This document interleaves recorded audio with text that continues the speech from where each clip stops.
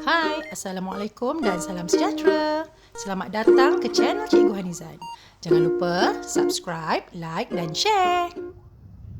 Hai, bertemu kita kembali dalam subjek Bahasa Melayu Tahun 5 bersama Cikgu Izan. Hari ini kita akan belajar menulis karangan fakta. Kita akan merujuk buku teks Bahasa Melayu Tahun 5 pada muka surat 122. Kemahiran kita pada hari ini ialah mendraft dan menghasilkan perenggan idea karangan fakta. Apa itu karangan fakta? Karangan fakta meminta murid mendapatkan pendapat, saranan dan idea terhadap sesuatu tajuk. Setiap perenggan memerlukan idea yang berlainan dan murid perlu menghuraikan isi terlebih dahulu.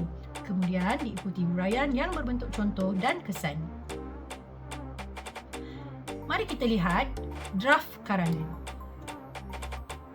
Kita lihat muka surat 122, jadi cikgu akan tutup di bahagian atas ni terlebih dahulu kerana kita tidak mahu menggunakan bahagian atas. Kita hanya akan fokus terhadap draft karangan yang ditunjukkan pada muka surat 122 ya. Di perenggan yang pertama ialah perenggan pendahuluan. Okey, kalau kamu lihat perenggan pendahuluan ni sudah lengkap ditulis ya. Yang kedua ini yang cikgu tunjukkan ini ialah idea 1. Semua yang ditunjukkan di situ hanyalah berbentuk draft, belum lagi dibuat dalam bentuk perenggan ya. Idea-idea utama semuanya diletakkan dalam bentuk point ataupun disempangkan di situ ya, kalau kamu lihat. Yang kedua yang cikgu tunjukkan ini ialah idea 2, juga dalam bentuk draft. Okey. Yang seterusnya ialah idea 3 dan yang terakhir sekali sudah ditulis penuh ialah perenggan penutup. Baik. Yang kamu lihat ini ialah draft karangan. Untuk perenggan pendahuluan dan penutup sudah lengkap, tapi untuk perenggan idea 1, idea 2 dan idea 3 masih belum lengkap, hanya ditulis dalam bentuk sempang saja, dalam bentuk draft karangan.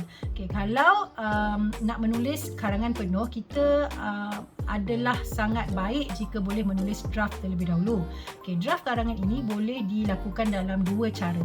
Yang pertama dalam bentuk yang kamu lihat pada muka surat 122, iaitu dibuat dalam bentuk idea-idea utama sahaja. Dan yang kedua, kamu juga boleh buat dalam bentuk peta minda. Okey, itu kemudian nanti kita akan belajar lagi Baik. Kalau kamu lihat pada perenggan ini, pada karangan ini, biasanya kita akan buat karangan menggunakan formasi 3-4-4-4-3, di mana 3 ini menunjukkan 3 ayat dalam satu perenggan pendahuluan, 4 ayat dalam perenggan idea 1, 4 ayat dalam perenggan idea 2, 4 ayat dalam perenggan idea 3 dan juga 3 ayat dalam perenggan penutup. Baik, tetapi pada hari ini kita tidak mahu membuat karangan lengkap. Kita hanya nak fokus kepada idea 1, idea 2 dan idea 3 sahaja. Okey, baik. Mari kita tengok idea-idea yang telah diberikan pada draft karangan. Yang ini ialah idea 1.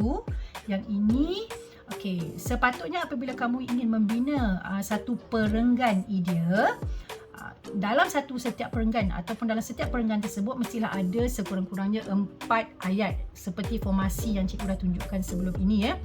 Jadi untuk kamu menyambungkan perenggan pendahuluan kepada perenggan idea 1 adalah sangat baik jika kamu menggunakan penanda wacana. Okay, kalau kamu lihat dekat sini, ada 1, 2, 3 ayat ataupun 3 idea utama yang telah diberikan dan kamu perlulah membuat satu perenggan yang mengandungi 4 ayat. Draft karangan ini kegunaannya untuk membantu kamu membina ayat. Cikgu sangat-sangatlah tidak menggalakkan kamu hanya menyambung setiap idea ini ya. Sebaik-baiknya satu tanda sempang ni adalah satu ayat beserta satu titik lah kiranya. Okay, yang ini, yang kedua ni ayat yang kedua, yang ketiga ni ayat yang ketiga dan yang keempat kamu bina sendiri. Jadi cukupkanlah satu perenggan untuk idea 1 ni dalam 4 ayat. Dan jangan lupa menggunakan penanda wacana. Okay, kita tengok pula idea kedua. Untuk idea kedua iaitu perenggan yang ketiga, kat sini dia tulis kategori kedua dan dia dah bagi 3 idea utama. Jadi kamu kena kembangkan dalam 4 ayat. Okay, maksudnya dalam satu perenggan idea 2 ni kamu perlu ada penanda wacana dan kamu perlu bina sekurang-kurangnya 4 ayat. Begitu juga dalam perenggan idea 3. Dalam perenggan idea 3 juga kamu perlu membina 4 ayat. Okey, jelas ya. Maksudnya yang telah diberi ni sebagai draft dan untuk membantu kamu membina ayat penuh ataupun perenggan penuh.